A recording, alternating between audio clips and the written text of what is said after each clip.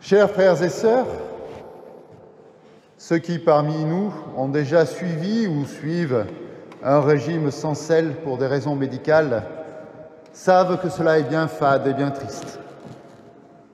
Ceux qui parmi nous, par nature ou par raison de maladie ou d'âge, sont privés de la vue savent que leurs déplacements sont difficiles et risqués. Oui, sans sel et sans lumière, la vie est terne et difficile.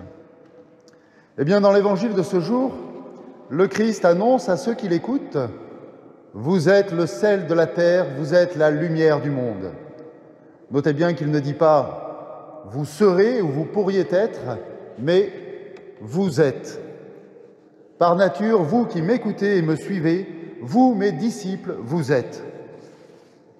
Vous qui avez reçu ma parole, vous qui vivez de ma grâce, vous êtes le sel et la lumière du monde. Alors ce passage d'évangile que nous lisons aujourd'hui suit immédiatement le sermon sur la montagne que nous avons entendu dimanche dernier. Et le Christ, après avoir annoncé les béatitudes à ceux qui l'entourent, les envoie en mission. Vous êtes le sel et la lumière du monde, car le monde a besoin de ce sel et de cette lumière. De sel pour donner du goût à notre vie, pour répondre au pourquoi de l'existence, de lumière pour éclairer, guider nos pas au milieu des peurs, des questionnements de notre monde. C'est là notre raison d'être en tant que chrétiens, en tant que disciples du Christ, que d'être le sel et la lumière du monde. Car le sel et la lumière sont des révélateurs. Le sel conserve les aliments, leur permet de durer, il est ainsi signe d'éternité et de fidélité. Il donne du goût aux aliments et révèle la saveur des plats. La lumière, elle, éclaire nos pas et nous permet d'avancer sur le chemin de la vie. Elle nous révèle la beauté du monde qui nous entoure. Oui, c'est notre rôle en tant que disciples missionnaires que d'être sel et lumière. Alors c'est bien beau tout cela, mais comment pouvons-nous faire? Comment traduire cela concrètement dans notre vie de tous les jours? Nous avons entendu le prophète Isaïe dans la première lecture, et c'est relativement clair. Partage ton pain avec celui qui a faim. Couvre celui qui a froid. Ne te dérobe pas à ton prochain. Fais disparaître la parole malfaisante et le geste accusateur. Alors ta lumière jaillira comme l'aurore. Malheureusement, nous connaissons tous nos limites. Je n'y arrive pas, je ne sais pas comment faire, je ne sais pas quoi faire ou j'ai peur de le faire. Et effectivement, si nous comptons sur nos propres forces, sur nos propres mérites, qui sont par nature limités en tant qu'humains, nous n'y arriverons pas. Car il ne s'agit pas de donner au monde notre propre sel ou notre propre lumière.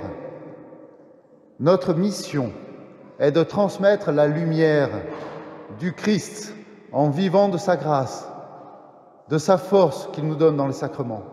Et c'est ce que nous dit saint Paul dans la première lettre aux Corinthiens. « Je ne suis pas venu avec le prestige du langage des hommes, mais c'est l'Esprit et sa puissance qui se manifestaient. » Un peu plus loin, il nous dit « Votre foi repose non pas sur la sagesse des hommes, mais sur la puissance de Dieu. » Ce n'est donc pas notre propre gloire, ni celle de notre paroisse, ni celle de l'Église qu'il nous faut rechercher, mais celle et uniquement et toujours la gloire de Dieu. Et c'est d'ailleurs la conclusion de ce passage d'Évangile, quand le Christ nous dit « Alors, voyant ce que vous faites de bien, il rend donc gloire à notre Père qui est aux cieux. »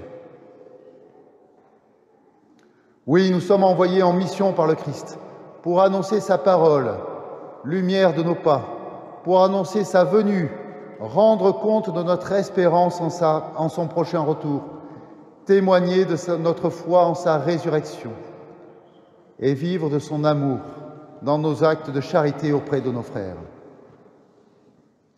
Vous êtes le sel et la lumière du monde. Frères et sœurs, en ce dimanche, au cours de cette semaine, prions les uns pour les autres, afin que la grâce nous soit donnée de dépasser nos faiblesses et nos peurs, pour être toujours des révélateurs de l'amour et de la lumière de Dieu. Prions pour que l'Église soit une torche enflammée qui éclaire de la lumière du Christ, pour que les chrétiens soient le sel qui donne la saveur de l'Évangile au monde. Vous êtes le sel et la lumière du monde. Voilà la forte et vigoureuse parole que nous dit Jésus aujourd'hui. Voilà la grande responsabilité qu'il nous donne. Voilà la belle mission qu'il nous confie dans ce monde. Vous êtes, nous sommes, le sel et la lumière du monde. Tout passera. Nous passerons, mais cette parole ne passera pas. Elle est notre force, elle est notre joie, elle est notre gloire, elle est éternelle. Amen.